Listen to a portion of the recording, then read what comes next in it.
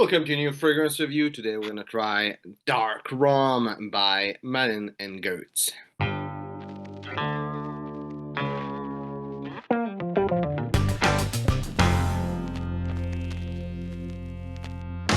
So, got a little sample that I got in that little tester sample box available place like Sephora. That's where I found it. So, let's try the smell. First thing I'm picking up, I feel that the fragrance is really fruity. I'm having a lot of bergamot and a lot of plum. There's some kind of dark, leathery, boozy note in the background, really subtle. I would say it's more of an apricot brandy type of note than actual rum and leather.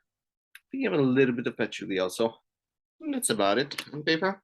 On my skin and top note, I'm having a lot of plum, and its main note there reminds me a lot of Bus Bottled by Hugo Boss.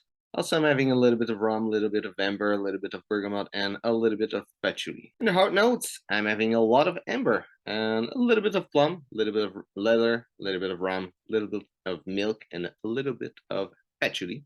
And in the base notes, I'm having a lot of amber still, a little bit of milk, a little bit of plum, and a little bit of patchouli. Production is average, little bubble around me, people were able to smell it, and longevity was average also, 3 to 6 hours. I would say more toward the 6, but not quite 7. I would say it was maybe over 6 hours, but it didn't reach 7. For the complete note breakdown, top notes are plum and bergamot. Heart notes are leather and rum. And the base notes are amber and patchouli.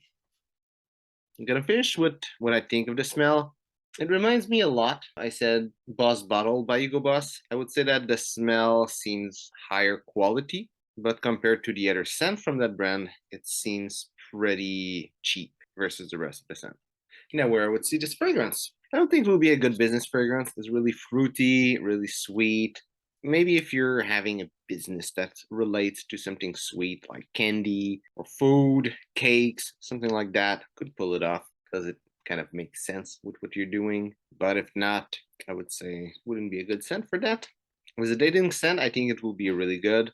Buzz Bottled is a good dating scent, not a crazy, but a good one. So I would say it will work even better. In the summer winter spectrum, I would say it will be going well in between season.